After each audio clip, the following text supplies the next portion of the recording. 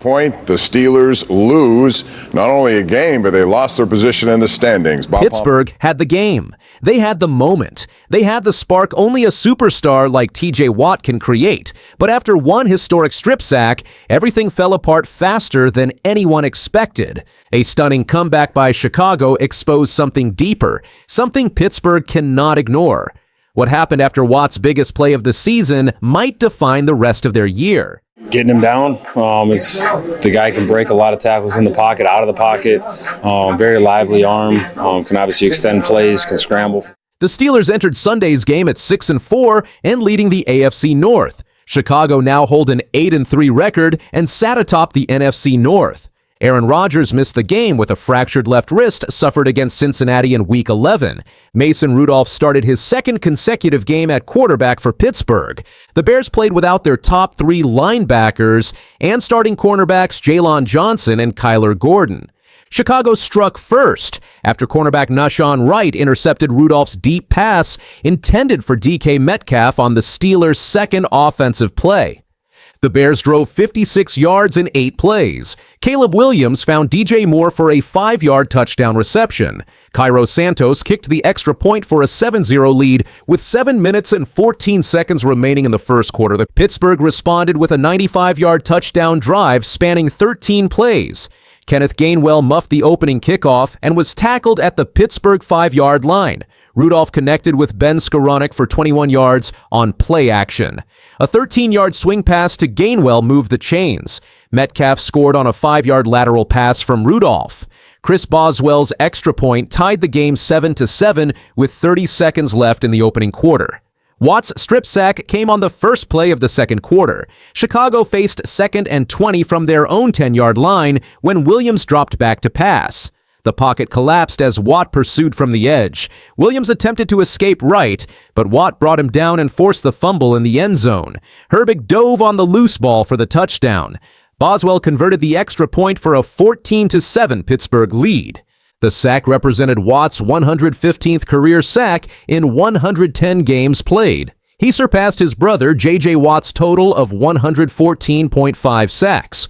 J.J. Watt served as a broadcaster for CBS during the game and witnessed his brother break the family record. If he's going to pass my record, that's one hell of a way to do it, with a strip sack causing a touchdown. Good for you, TJ, J.J. Watt said on the broadcast following the play.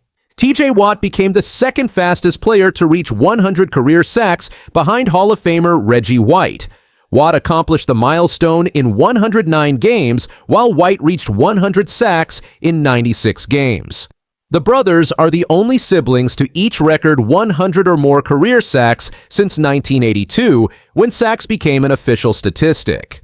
Pittsburgh forced another turnover on Chicago's next possession. Running back DeAndre Swift fumbled on 3rd and 2 near midfield. Rookie defensive tackle Yahya Black recovered at the Pittsburgh 48-yard line. The Steelers went 3 and out and punted back to the Bears. Williams led Chicago on a 10-play, 70-yard scoring drive. He connected with Colston Loveland for a 12-yard touchdown pass. Santos added the extra point to cut Pittsburgh's lead to 14-13 with 7 minutes and 16 seconds left in the second quarter. Gainwell broke a 55-yard run that set up the Steelers' next score. The burst moved the ball to the Chicago 28-yard line. Jaylen Warren punched in a 1-yard touchdown run 3 plays later. Boswell's kick extended Pittsburgh's advantage to 21-13. Santos drilled a 47-yard field goal as time expired in the first half. The Steelers led 21-17 at intermission. Chicago received the second half kickoff and immediately seized momentum. Williams drew the Steelers offsides on 4th and 1 from the Pittsburgh 30-yard line. He capitalized on the free play by throwing a 25-yard touchdown pass to Moore. Santos converted the extra point to give Chicago a 24-21 lead with 12:17 remaining in the third quarter. The Bears' defense forced a punt on Pittsburgh's opening possession of the second half. Chicago's offense then executed consecutive completions of 17, 14, 15, 14, and 25 yards. The final throw went to Moore for his second touchdown reception. Santos added the extra point for a 24-21 advantage entering the fourth quarter.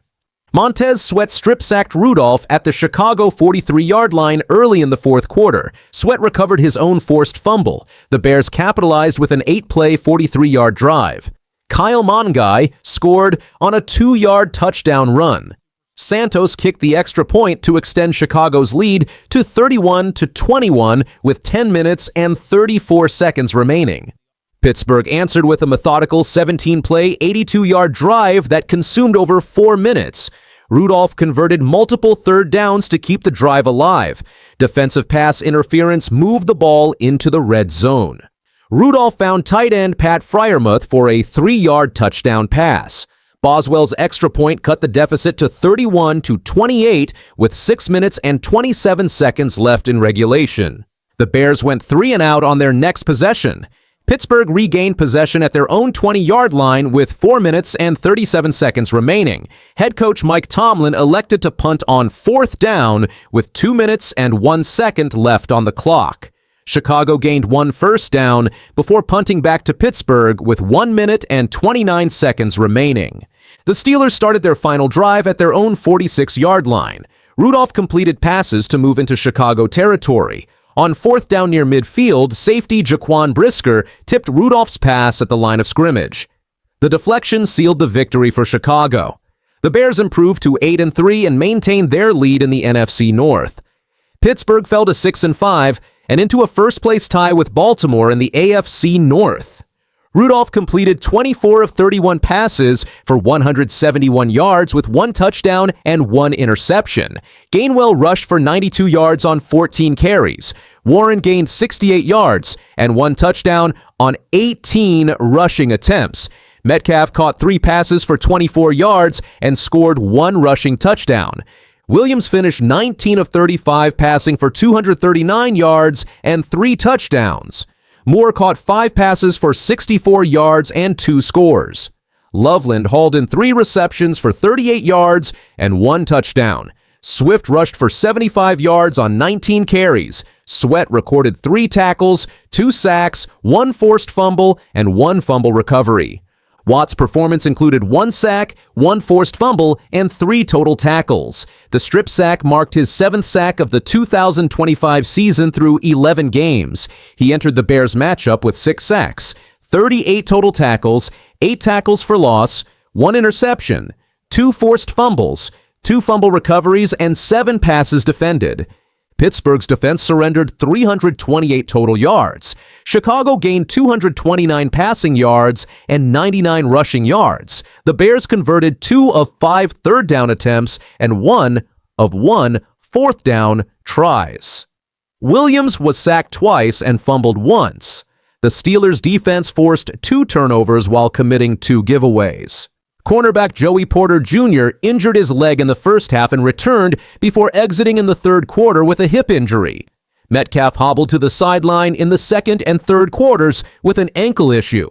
Offensive tackle Broderick Jones suffered a stinger in the fourth quarter.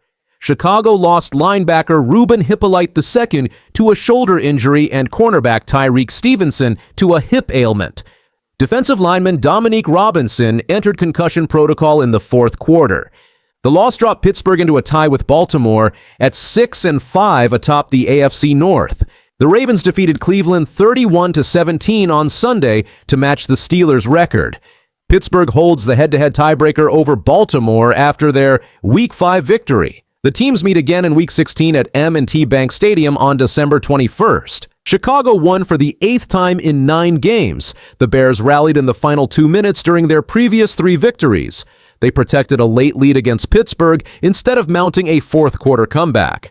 The victory kept Chicago atop the NFC North standings. The Steelers controlled time of possession 33 minutes and 9 seconds to 26 minutes and 51 seconds. Pittsburgh ran 69 plays compared to Chicago's 61. The Steelers averaged 5.0 yards per play, while the Bears averaged 5.4. Pittsburgh gained 345 total yards, including 186 rushing yards and 159 passing yards.